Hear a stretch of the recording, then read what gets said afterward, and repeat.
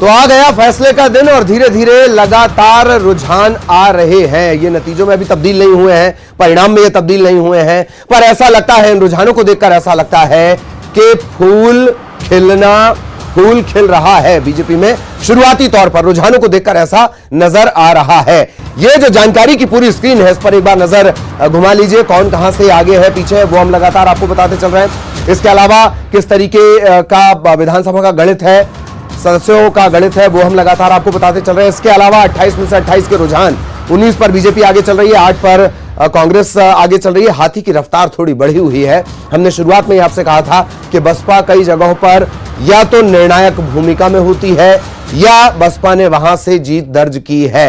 एक सीट पर अभी बसपा आगे चल रही है। इस तरीके से 28 में से 28 सीटों के रुझान सिर्फ और सिर्फ न्यूज 18 नेटवर्क आपको इस वक्त दिखा रहा है। अलग अलग अपडेट हमारे तमाम सहयोगी तैनात हैं, बेहद खास पैनल लगातार हमारे साथ बना हुआ है। इन सबके बीच धार से बीजेपी के राजवर्धन सिंह दत्तीगांव, 19 सीट पर बीजेपी आगे है। राजवर्धन सिंह दत्तीगांव, जान लीजिए, अपने पिता की राजनीतिक विरासत संभाल रहे हैं। बेंगलौर में जब मीडिया को जवाब देना होता था, राजवर्धन सिंह दत्तीगांव ही वो जवाब दिया करते थे और नाराज थे। पिता के अपमान का बदला लेने के लिए राजनीति में आए। निर्दलीय के बाद कांग्रेस की तरफ से, कांग्रेस के बाद अब बीजेपी की तरफ से एक निर्णायक बढ़त, लगभग निर्णायक बढ़त उसे कहा जाएगा, वहां पहुंच चुके हैं राजवर्धन सिंह दत्तीगांव। बाकी क्या समीकरण है वो लगातार हम आपको बता रहे हैं। रुझानों में बीजेपी मजबूत नजर आती है। 19 पर बीजेपी, 8 पर कांग्रेस, 1 पर बसपा, और इन सबके बीच नरोत्तम मिश्रा मीडिया के सामने आए। क्या कुछ कहा, सुनिए।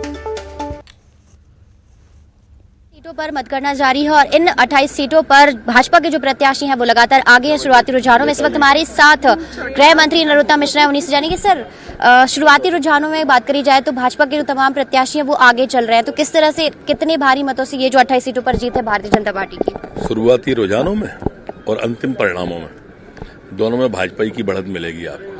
पूर्ण बहुमत के साथ भारतीय जनता पार्टी सरकार बनाने जा रही है। सर, कांग्रेस दावा कर रही थी कि 28 में से 28 सीटों पर वो जीत दर्ज कराएगी, लेकिन अब जिस तरह से रुझान आ रहे हैं, झूठ बोल के पिछली बार भी सत्ता में आ गए थे।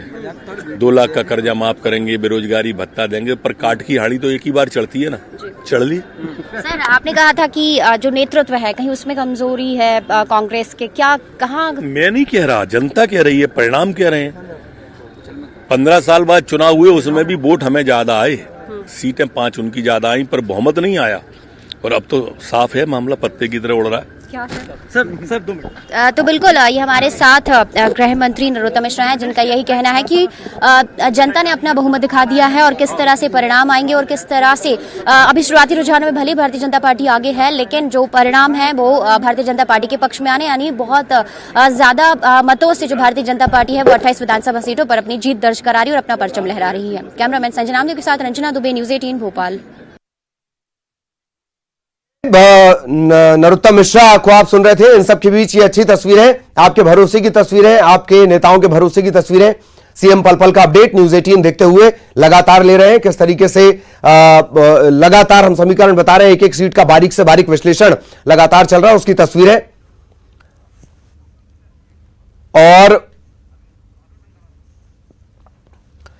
ये हम लगातार आपको बता रहे हैं किस तरीके से समीकरण बदल रहे हैं, सत्ता के समीकरण किस तरीके से परिवर्तित हो रहे हैं।